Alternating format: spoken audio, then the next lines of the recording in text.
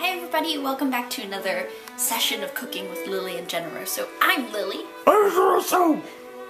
And today it is my turn to show you how to make something, and I'm going to make Banh Gio, which is something that I ate a lot when I was a little kid. Essentially, it's a rice cake dumpling that is filled with ground pork and wood ear mushrooms. With wood ear mushrooms being like this very specific type of kind of black fungus that you find very commonly in Chinese cooking. So let's go and look at the ingredients. Yes. We have one 12-ounce package of this Banh Gio, which is basically the flour that is going to be used to make the actual dumpling on the outside. It's really only rice flour and cornstarch. You can mix your own if you would like. I just bought it pre-packaged because it's a little bit easier. I have about a third of a gigantic onion. It really was gigantic. You could definitely use an entire like medium to small onion instead. I just had a massive onion that I had already cut into. We have 2 packets of kind of bouillon base. You can use chicken broth, you can use the actual cubes. I'm just using the packages today. We have our handy dandy friend fish sauce. We have soy sauce, we have sugar, we have oyster sauce, always a friend in this house, we have salt, we have black pepper, we have a pound of beautiful ground pork, we have black fungus, which this is really the shredded mushrooms, which we're actually going to first and foremost reconstitute, and I'll show you how to do that while everything else is prepping.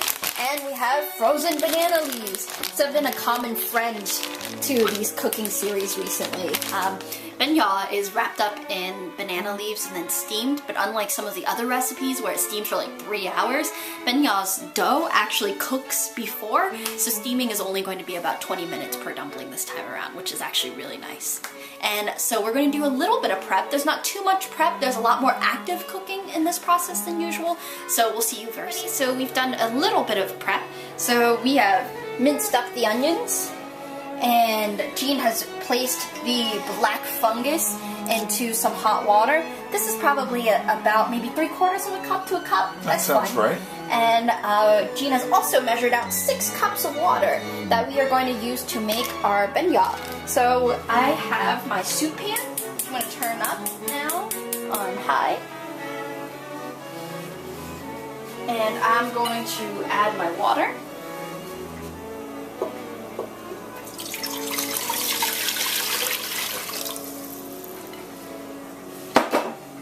And then I'm going to take both of my bouillon packets and add them on in.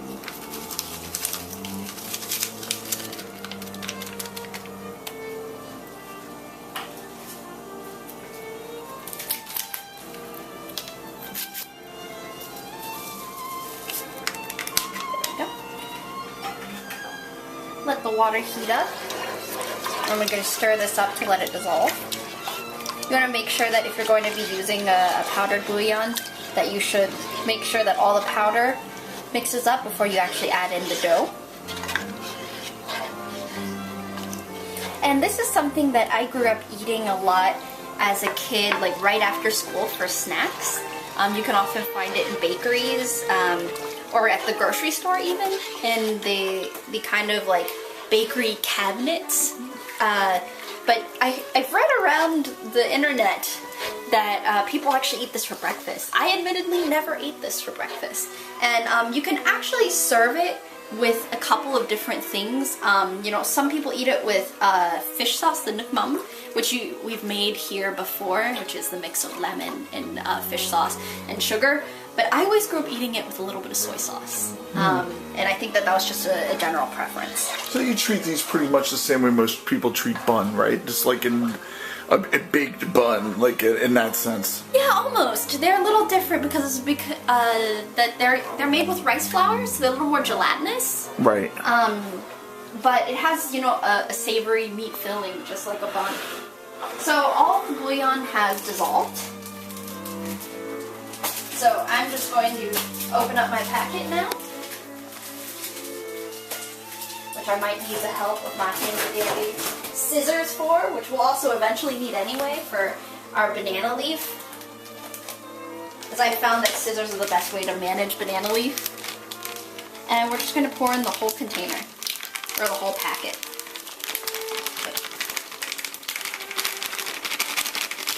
Rice flour is very fine, so don't worry if it gets a little messy. That's just the nature of it. It's very, very thin. As compared to, I find like American flour doesn't fly around so much when you're working with it.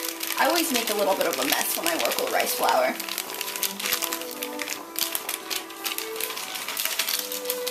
Alright, so just get less of that out. And at this point, I'm going to add about a half a tablespoon of sugar.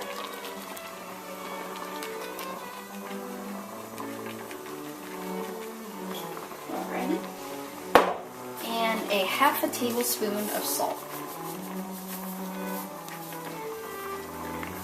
We don't need too much salt because after all the broth has some in it. I'm going to now turn this down to medium heat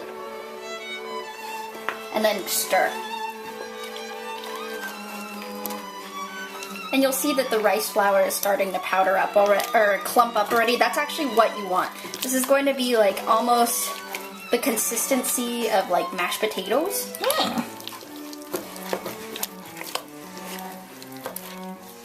You want to just make sure to mix this up in a way that the paste, or sorry, all of the powder and the mix becomes actually a paste rather than continued like clumps.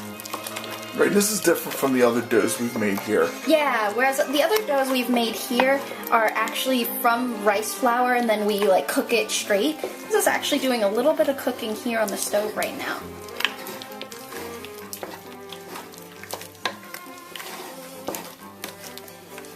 It's going to be a little tough, so what you can do is just take the dough and mash it up against the side so that you can get all the clumps out. You want to try to get as many clumps out as possible.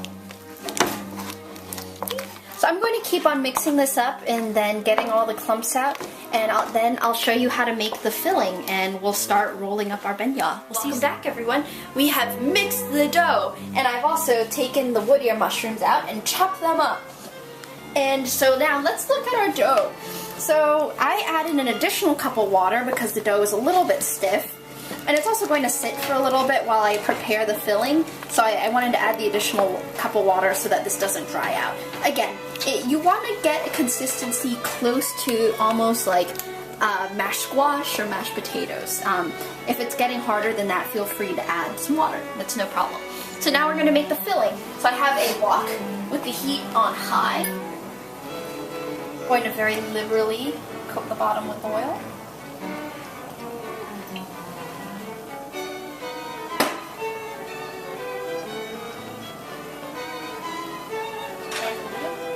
we're going to add our pork and mushrooms.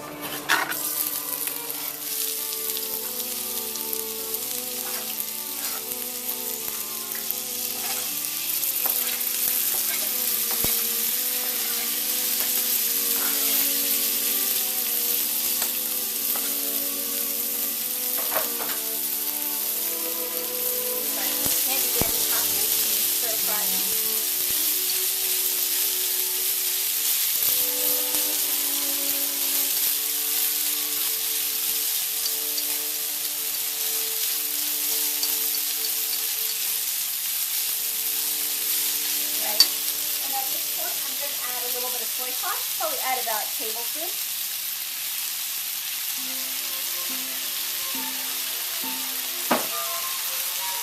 Add another tablespoon as well of oyster sauce.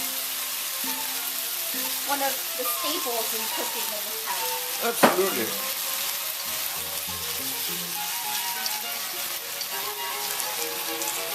Alright. Now we're going to add our beautiful ground pork.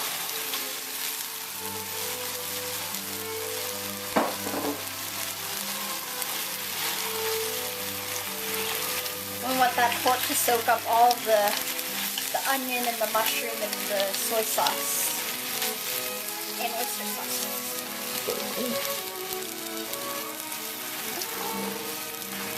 And at this point, just want to break up the pork. Make sure it doesn't stick together in big blobs, because after all, this is going to be a filling. and you want to be able to separate the filling.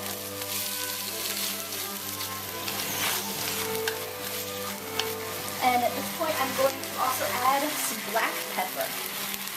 Probably add about a half a tablespoon.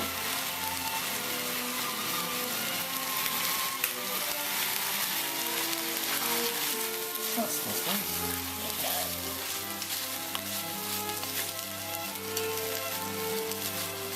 We're going to keep on frying this up, and in the meantime, we'll check on our banana leaves, but we'll see you back in a couple of minutes. So, the pork has been cooking up, and it's nice and chunky, and it's going to be a really nice filling for our dumpling. At this point, if you notice that there's still a little bit of pinkness on the pork, and this is a perfect time to add some fish sauce.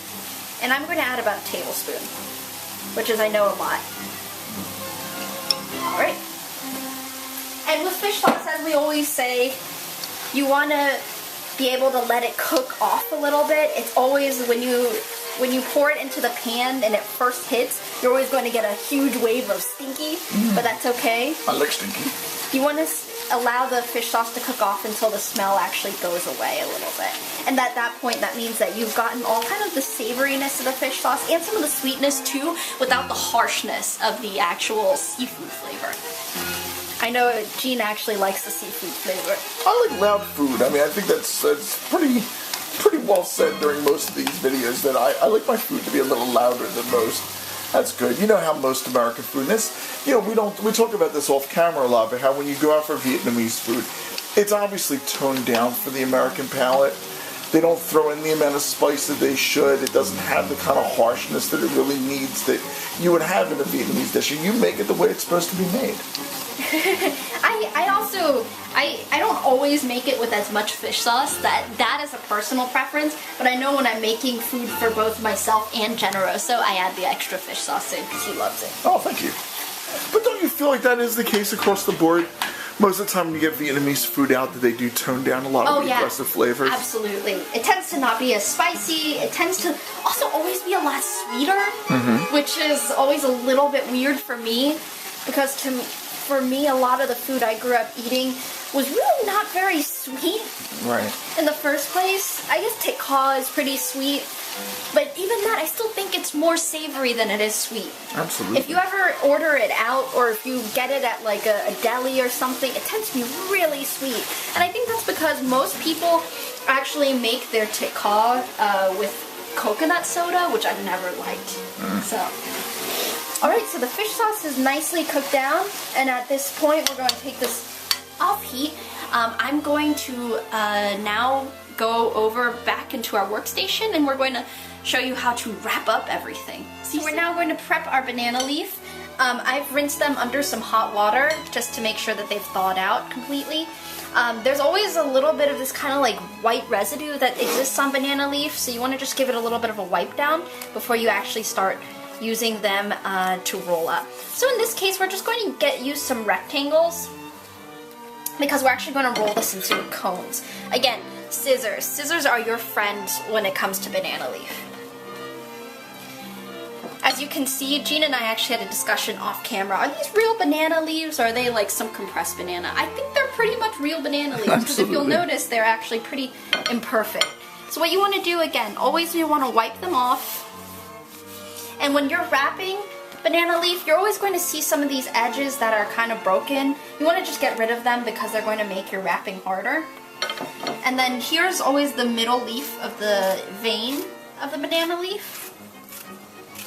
You just want to cut those off because, again, it's going to make it a little bit harder for you. And in this case, probably just cut this sheet right there. They don't have to be perfect, and you just want them to be able to be wrappable.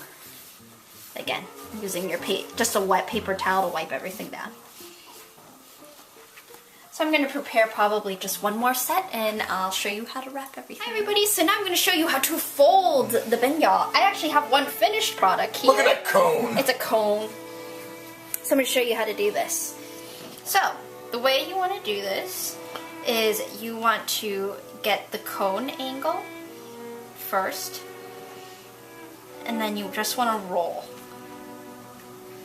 So just take kind of one of the corners of the banana leaf, make a little fold, and then just roll it downwards.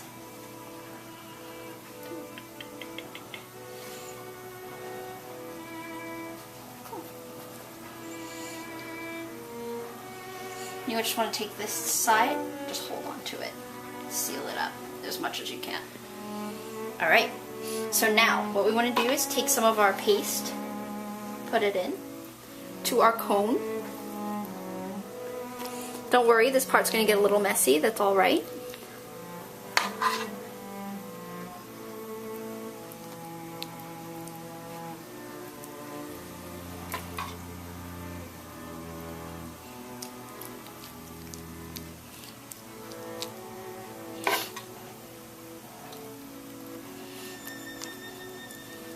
And then when you're a decent ways up the cone, all you need to do is take your finger, create a little well into the middle of the cone. You're going to grab some of your stir-fry mixture of pork and mushroom and onion, all that deliciousness. You just want to press the filling in. Again, this is going to get a little messy, but that's okay. And the amount of meat mixture is going to be heavily dependent on your banana leaf that you're using. Alright, and that's enough for this one. Then I'm just going to take a couple spoonfuls. These things are much bigger than I thought they'd be. Yeah, they are, because the leaves are cut pretty big. And then just even that out. Feel free to use your hand to do it. And now you just want to fold it down so you can get your pyramid. Ta-da. And that is one of your Banh Gios. This one is a little taller than the last one. That's okay. Just again, you want to take the edge and make sure you crease it down. So again, this is all variable depending on the size of the leaf that you're using. The one I just used was a little bit longer than the first one that you see here, but that's okay. It's all going to be a variable size because the banana leaf it's a natural leaf. It's not cut like tin foil. It's not cut like really anything. You can cut it to even parts, but I always find that that's really wasteful. And it's also, again, you're making this for yourself at home, so it doesn't really like matter in terms of how perfect each one is. So we're going to keep on rolling, and in the meantime, Gina's actually already put the water on steam. We could actually, if you're super efficient, we already have two in this case, so we could actually just go ahead and stick them right on in. Dunk. Dunk. And this will each steam for about a total of 20 minutes.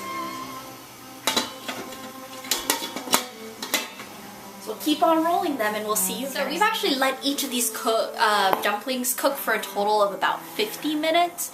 They took a little bit longer, and I took one out around like the 35-minute mark, and it wasn't solidifying quite the way I wanted it to. The dough should be a little bit springy and a little tiny bit gelatinous. So we have put some in the steamer. I'm going to pull out one of the ones that we put in originally. You're going to see that there's this little buddy that has some foil around it. So some of the banana leaves, again, banana leaves are a little imperfect, so they don't always wrap so nicely. For the ones that didn't wrap so nicely, I actually wrapped some foil around them just so that they stay nice and tight and wrapped up. And there are some that are pre-cooked that are hanging over there too. So I'm going to take out one of the cooked buddies.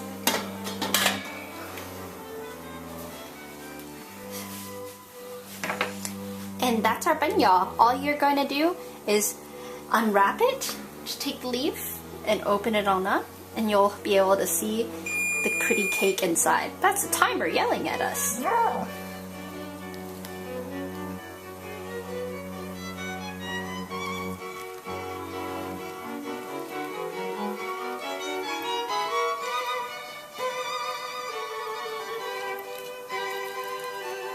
There we go. That's a Banh Gio. You see that there's a little bit of green coming from the banana leaf, and when you touch it, it's solid. It's not actually a paste. Right. It's almost like a jelly. And you see that there's a bottle of soy sauce back here because you can just add a little drizzle of soy sauce onto the Banh Gio right before you eat it. And that's how I grew up eating it. So let me know how your version goes, and I hope you enjoy.